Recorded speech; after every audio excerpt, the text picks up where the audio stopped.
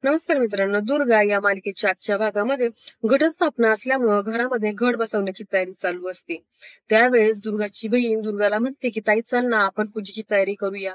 दुर्गा मात्र दुसऱ्याच कोणत्या तरी विचारांमध्ये हरवलेली असते. ते पाहून दुर्गाचा काका दुर्गाला म्हणतो की अरे दुर्गा, तू कोणता विचार करतेस, काय चाललंय तुझं? त्यावरती दुर्गा म्हणते की काका, मी जे करते ते बरोबर करते ना, मी अभिषेक सोबत जे वागते ते बरोबर आहे ना. त्यावरती तिचा काका म्हणतो, मुळात म्हणजे तू असा काही विचार करणं याला काहीच अर्थ नाहीये. तू सगळं तर करतेस अभिषेकसाठी. तू त्याला रक्त दिलंस, देवीकडे त्याच्यासाठी प्रार्थना करतेस, तुझ्या पद्धतीने तुझ्या परीने जे जे शक्य आहे ते सगळं तू त्याच्यासाठी करतेस. मग तू असा का विचार करतेस? तू थोडासा सकारात्मक विचार कर ना बाळा. चला पूजेच्या तयारीला लागा आणि त्यामध्ये आता लक्ष द्या, असं तिचा काका त्यांना म्हणतो. तेवढ्यात दुर्गाची आई आतून पळत येते आणि म्हणते, अगं रखमा, माझी दुर्गा कुठे, पाहिली का ग? किती वेळ झालाय ती काय घरात आलेलीच नाहीये. घट बसायची तयारी करायची आणि या पोरीचा काही तपासच नाही. दुर्गा म्हणते, ती बाहेरच खेळत असेल, तू ये इथे बस. आईला शांत कर. दुर्गा म्हणते, एकीकडे आईची अशी अवस्था आणि दुसरीकडे अभिषेक हॉस्पिटलमध्ये. माझा जीवाला नुसता घोर लागलाय का गौरी? गौरी म्हणते, ताई तुला एक सांगू का, तू अभिषेकला जाऊन भेटून येतेस का? त्यावरती दुर्गा म्हणते, ते कसे शक्य आहे? मी माईसाहेबांना शब्द दिलाय की इथून पुढे मी अभिषेकला कधीही भेटणार नाही. गौरी म्हणते, मग त्याला गुपचूप भेटून येतेस का? ते कोणालाच कळणार नाही. दुर्गा म्हणते, कोणालाच कळणार नाही कसं काय? मला कळेल ना.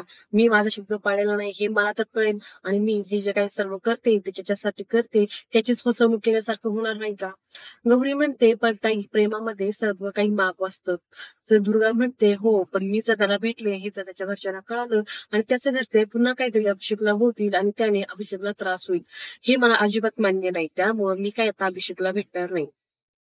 इकडे अभिषेक औषध घ्यायला तयारच नसतो. डॉक्टर त्याला रिक्वेस्ट करत असतात की प्लीज सर, तुम्ही औषध घ्या, नाहीतर तुमची तब्येत पुन्हा बिघडेल.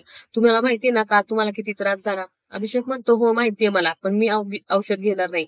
अमय त्याला म्हणतो, अरे अभिषेक असं काय करतोयस? औषध घे, आपल्याला बरं व्हायचंय ना लवकर. अभिषेक अमयला म्हणतो की दुर्गा कुठे?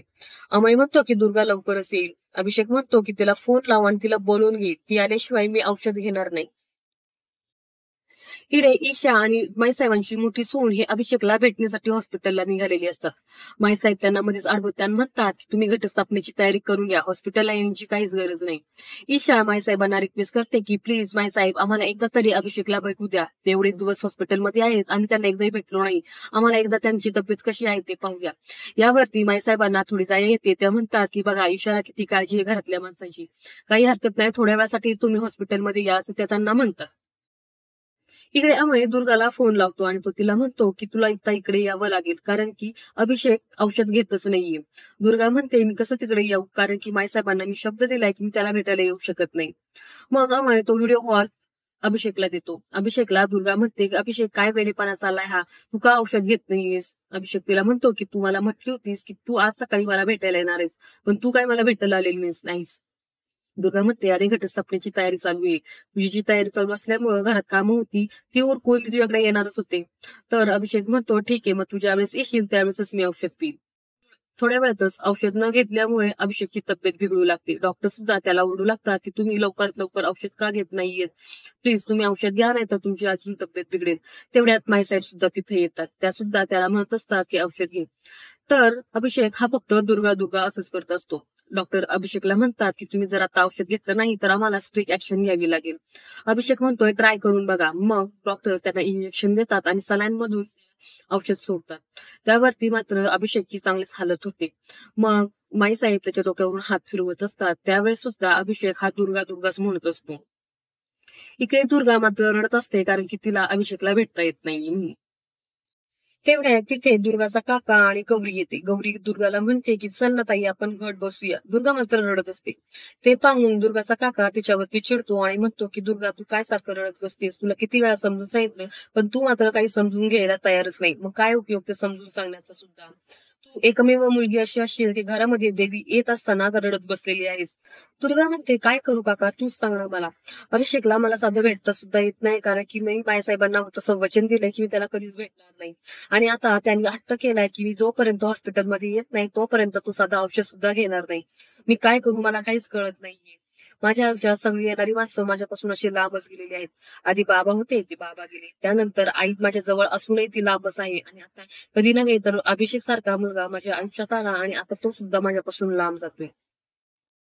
त्यावरती दुर्गाचा काका अजूनच चिडून दुर्गाला म्हणतो, मग तू आता अशीच रडत बसणार आहेस का? तुम्ही आजकालची पिढीतली पोरं ते म्हणतात ना ओव्हर थिंकिंग, ते करत बसता आणि स्वतःला त्रास करून घेता, बाकी काही नाही.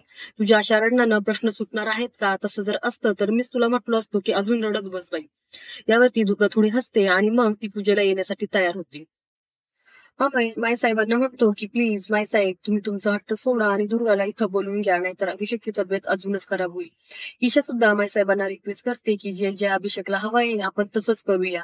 अमय खाली बसून पुन्हा एकदा माईसाहेबांना रिक्वेस्ट करतो की आता काही केलं तरी आपल्याला दुर्गाची गरज आहे, तिला इथं बोलवायलाच हवं, नाहीतर अभिषेक अजूनच काहीतरी त्रास करून घेतील. माईसाहेब म्हणतात की वा अमय वा, तिनेच त्यांचा जीव धोक्यात घातला, तिनेच त्यांचा जीव वाचवला, तिनेच त्यांना रक्त दिलं आणि आता तीच ह्याच्यातून सगळ्यात त्यांना बाहेर काढणार. म्हणजे आम्ही आतापर्यंत अभिषेकच्या जन्मापासून जे काही केलं ते सगळं चुलीत गेलं म्हणायचं.